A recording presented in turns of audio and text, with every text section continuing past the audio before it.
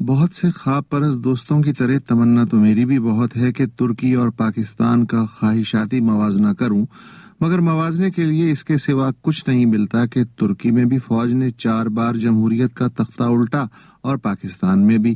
ترکی میں بھی پہلے منتخب وزیر اعظم عدنان مندریس کو فوجی جنتا نے پھانسی دی اور بعد میں ایک پاکستانی جنرل کو بھی حوصلہ ملا کہ منتخب وزیر اعظم لٹکانا کوئی بڑا مسئلہ نہیں ہوتا۔ حالانکہ کمال اتا ترک نے سپاہی ہونے کے باوجود 1938 میں حاضر سروس فوجیوں کا سیاست میں عمل دخل ممنوع قرار دے دیا تھا۔ حالانکہ محمد علی جناح نے پاکستان بننے کے فوراً بعد نوکر شاہوں اور جنرلوں کو ایک سے زائد مرتبہ تنبیہ کی کہ ان کے لیے سیاست کا پھل سور برابر ہے، مگر کیا جائے کہ اتا ترک اور جناح صاحب کے دور تک امریکہ بس ایک ملک تھا، دنیا پہ طاری ہونے والی کیفیت نہیں بنا تھا۔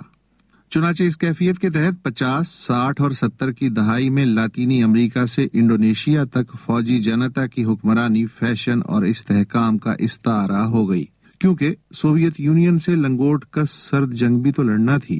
اتحادوں کے ڈورے ڈالے گئے، ترکی نیٹو اور سینٹو میں اور پاکستان سینٹو اور سیٹو میں گھسیٹا گیا، اور 1958 میں پاکستان کو اور 1960 میں ترکی کو جنرل ایوب خان اور جنرل جمال گرسل کی شکل میں ایک ایک مرد آہن عطا ہو گیا۔ فوج ایک بار خیمے میں گھس جائے تو کہاں نکلتی ہے، لہٰذا ترکی میں فوج نے سیکولرزم کے محافظ کے طور پہ اپنا آئینی کردار پکا کر لیا، اور پاکستان میں مستقبل کی سویلین حکومتوں کے لیے روبوٹ فیکٹری قائم ہوئی جنہیں خاکی ریموٹ کنٹرول پہ رکھا جا سکے۔ جب پاکستان میں فوجی حکمرانی سے بیزاری مقررہ حد سے بڑھ جاتی تو سویلینز کو موقع مل جاتا، اور جب سویلینز اپنا ہی سیاسی کچا پن اپنے ہی گلے کا پھندا بنا لیتے تو فوج پھر تازہ دم حکمرانی کے لیے تیار ہوتی۔ جبکہ ترک فوج کا عمل دخل بطور ریفری چونکہ آئینی طور پہ پہلی پاری میں ہی حلال کر لیا گیا تھا، لہٰذا وہاں فوج کو کبھی بھی 3، 4، 5 برس سے زیادہ براہ راست اقتدار میں رہنے کی ضرورت نہ پیش آئی۔ فوج نے ترکی میں آخری حکومت 1997 میں گرائی جب نجم الدین اربکان کو معزول ہونا پڑا، اور فوج کی ہم قدم عدلیہ نے اربکان کی ویلفیئر پارٹی تحلیل کر دی۔ ویلفیئر کے جست پہ جواں سال عبداللہ گل اور رجب طیب اردوان وغیرہ نے جسٹس اینڈ ڈیولپمنٹ پارٹی اٹھائی، جو پہلی بار 2002 میں بھاری اکثریت سے اقتدار میں آ گئی اور اب تک ہے۔ سوال یہ ہے کہ اردوان اینڈ کمپنی کے پاس ایسی کیا گیدڑ سنگی ہے کہ انہوں نے فوج کی اقتداری خواہشات کو بتدریج قابو کر لیا۔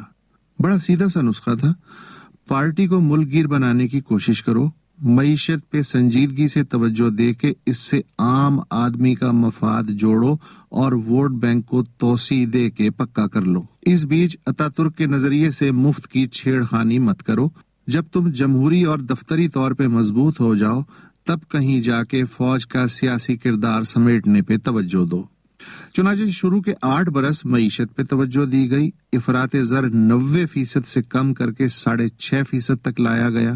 معیشت میں پہلے 5 برس 7% سالانہ کے حساب سے بڑھوتری ہوئی، اور اس وقت اوسط اضافہ 5% کے لگ بھگ ہے۔ آج ترکی کے زر مبادلہ کے ذخائر 135 ارب ڈالر ہیں۔ ترکی 18ویں بڑی عالمی معیشت ہے، جس میں خواندگی کا تناسب 98% ہے۔ خط غربت سے نیچے زندگی گزارنے والی آبادی کا تناسب 17% رہ گیا ہے۔ شہری مڈل کلاس کو اگر اعتراض ہے تو اردوان کے سخت گیر طرز حکومت پر، مگر قصباتی و دیہی آبادی اردوان کا پکا ووٹ بینک ہے۔ حزب اختلاف کو اردوان کے شاہانہ مزاج سے یقیناً شکایت ہے۔ امن و امان کے حالات بھی شامی خانہ جنگی اور کرد علیحدگی پسندی میں شدت کے سبب خراب ہیں، لیکن سنیچر 15 جولائی کی شب فوجی بغاوت کے خلاف تمام سیاسی جماعتیں حکومت کے ساتھ تھیں۔ کچھ دوست پوچھ رہے ہیں، ترکی کی طرح پاکستان میں اگر 5ویں کو کی کوشش ہوتی ہے تو کیا اسے روکا جا سکتا ہے؟